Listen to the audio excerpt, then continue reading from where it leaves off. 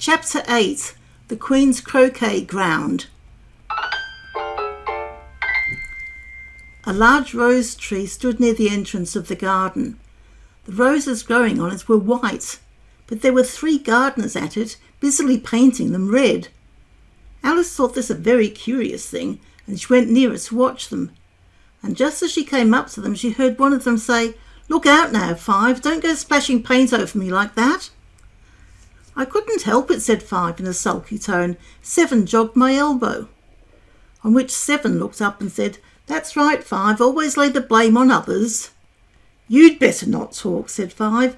"I heard the Queen say only yesterday you deserved to be beheaded." "What for?" said the one who had spoken first.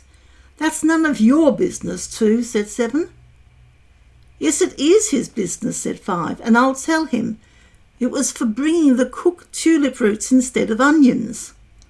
7 flung down his brush and had just begun, "Well, of all the unjust things," when his eye chanced to fall upon Alice as she stood watching them, and he checked himself suddenly. The others looked round also, and all of them bowed low.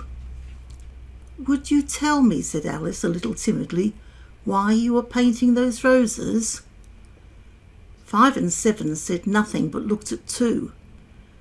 2 began in a low voice, "Why, the facts is, you see, miss, this here ought to have been a red rose tree, and we put a white one in by mistake, and if the Queen was to find it out, we should all have our heads cut off, you know. So you see, miss, we're doing our best before she comes to—" At this moment 5, who'd been anxiously looking across the garden, called out, "The Queen, the Queen!" and the 3 gardeners instantly threw themselves flat upon their faces. There was a sound of many footsteps, and Alice looked round, eager to see the Queen. First came 10 soldiers carrying clubs. These were all shaped like the 3 gardeners, oblong and flat, with their hands and feet at the corners. Next the 10 courtiers. These were ornamented all over with diamonds, and walked 2 and 2 as the soldiers did. After these came the royal children. There were 10 of them, and the little dears came jumping merrily along hand in couples. They were all ornamented with hearts. Next came the guests, mostly kings and queens, and among them Alice recognised the White Rabbit. He was talking in a hurried, nervous manner, smiling at everything that was said, and went by without noticing her. Then followed the Knave of Hearts, carrying the king's crown on a crimson velvet cushion, and last of all this grand procession came the King and Queen of Hearts. Alice was rather doubtful whether she ought not to lie down on her face like the 3 gardeners, but she could not remember ever having heard of such a rule at processions. Besides, what would be the use of a procession, thought she, if people had all to lie down upon their faces so that they couldn't see it? So she stood still where she was and waited. When the procession came opposite to Alice, they all stopped and looked at her, and the Queen said severely, "Who is this?" She said it to the Knave of Hearts, who only bowed and smiled in reply. "Idiot," said the Queen, tossing her head impatiently, and turning to Alice she went on, "What's your name, child?" "My name is Alice, so please your Majesty," said Alice very politely. But she added to herself, "Why, they're only a pack of cards after all. I needn't be afraid of them." "And who are these?" said the Queen, pointing to the 3 gardeners who were lying around the rose tree. For you see, as they were lying on their faces, and the pattern on the backs was the same as the rest of the pack, she could not tell whether they were gardeners or soldiers or courtiers or 3 of her own children. "How should I know?" said Alice, surprised at her own courage. "It's no business of mine." The Queen turned crimson with fury, and after glaring at her for a moment like a wild beast, screamed, "Off with her head! Off!" "Nonsense," said Alice very loudly and decidedly, and the Queen was silent. The King laid his hand upon her arm and timidly said, "Consider, my dear, she is only a child." The Queen turned angrily away from him and said to the knave, "Turn them over." The knave did so very carefully with one foot. "Get up," said the Queen in a shrill, loud voice, and the 3 gardeners instantly jumped up and began bowing to the King, the Queen, the royal children, and everybody else. "Leave off that," screamed the Queen. "You make me giddy." And then turning to the rose tree, she went on, "What have you been doing here?" "May it please your Majesty," said Sue in a very humble tone, going down on one knee as he spoke, "we were trying—" "I see," said the Queen, who had meanwhile been examining the roses. "Off with their heads!" And the procession moved on, 3 of the soldiers remaining behind to execute the unfortunate gardeners, who ran to Alice for protection. "You shan't be beheaded," said Alice, and she put them into a large flower pot that stood near. The 3 soldiers wandered about for a minute or two looking for them, and then quietly marched off after the others. "Are their heads off?" shouted the Queen. "Their heads are gone, if it please your Majesty," said the soldiers, shouting in reply. "That's right," shouted the Queen. "Can you play croquet?" The soldiers were silent and looked at Alice, as the question was evidently meant for her.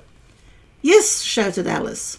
"Come on then," roared the Queen, and Alice joined the procession, wondering very much what would happen next. It's a very fine day," said a timid voice at her side. She was walking by the White Rabbit, who was peeping anxiously into her face. "Very," said Alice. "Where's the Duchess?" "Hush, hush," said the Rabbit in a low, hurried tone. He looked anxiously over his shoulder as he spoke, and then raised himself upon tiptoe, put his mouth close to her ear and whispered, "She's under sentence of execution." "What for?" said Alice. "Did you say what a pity?" the Rabbit asked. "No, I didn't," said Alice. "I don't think it's at all a pity. I said, what for?" "She boxed the Queen's ears," the Rabbit began. Alice gave a little scream of laughter. "Oh, hush," the Rabbit whispered in a frightened tone. "The Queen will hear you. You see, she came rather late, and the Queen said—" "Get to your places!" shouted the Queen in a voice of thunder, and people began running about in all directions, tumbling up against each other. However, they got settled down in a minute or two, and the game began. Alice thought she had never seen such a curious croquet ground in her life. It was all ridges and furrows. The balls were live hedgehogs, the mallets live flamingos, and the soldiers had to double themselves up and to stand on their hands and feet to make the arches. The chief difficulty Alice found at first was in managing her flamingo.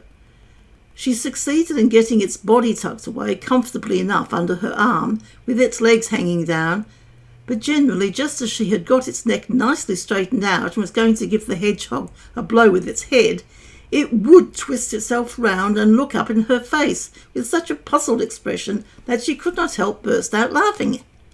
And when she had got its head down and was going to begin again, it was very provoking to find that the hedgehog had unrolled itself and was in the act of crawling away. Besides all this, there was generally a ridge or furrow in the way wherever she wanted to send the hedgehog to, and as the doubled-up soldiers were always getting up and walking off to other parts of the ground, Alice soon came to the conclusion that it was a very difficult game indeed. The players all played at once without waiting for turns, quarrelling all the while and fighting for the hedgehogs, and in a very short time the Queen was in a furious passion and went stamping about and shouting, "Off with his head," or "Off with her head," about once in a minute. Alice began to feel very uneasy. To be sure, she had not as yet had any dispute with the Queen, but she knew that it might happen any minute. And then, thought she, what would become of me? They're dreadfully fond of beheading people here. The great wonder is that there's anyone left alive. She was looking about for some way of escape and wondering whether she could get away without being seen, when she noticed a curious appearance in the air. It puzzled her very much at first, but after watching it a minute or two, she made it out to be a grin, and she said to herself, "It's the Cheshire Cat. Now I shall have somebody to talk to." "How are you getting on?" said the cat, as soon as there was mouth enough for it to speak with. Alice waited till the eyes appeared and then nodded.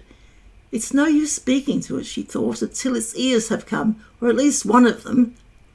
In another minute the whole head appeared, and then Alice put down her flamingo and began an account of the game, feeling very glad she had someone to listen to her. The cat seemed to think that there was enough of it in sight now, and no more of it appeared. "I don't think they play at all fairly," Alice began, in rather a complaining tone. "And they all quarrel so dreadfully one can't hear oneself speak.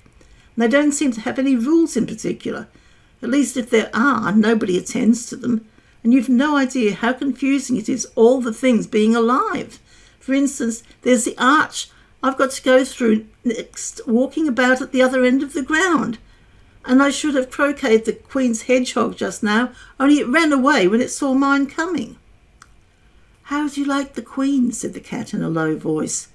"Not at all," said Alice. "She's so extremely—" Just then she noticed that the Queen was close behind her, listening. So she went on, "Likely to win. That's hardly worthwhile finishing the game."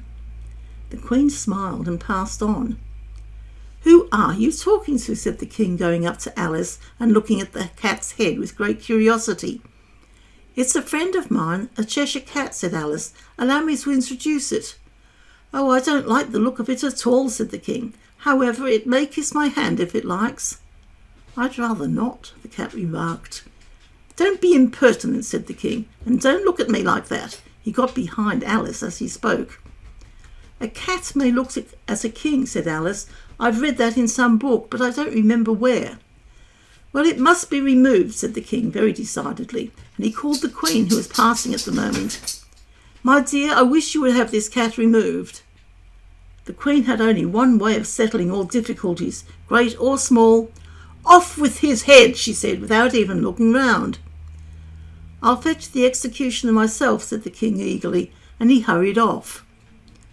Alice thought she might as well go back and see how the game was going on, as she heard the Queen's voice in the distance screaming with passion. She had already heard her sentence 3 of the players to be executed for having missed their turns, and she did not like the look of things at all, as the game was in such confusion that she never knew whether it was her turn or not. So she went in search of her hedgehog. The hedgehog was engaged in a fight with another hedgehog, which seemed to Alice an excellent opportunity for croqueting one of them with the other.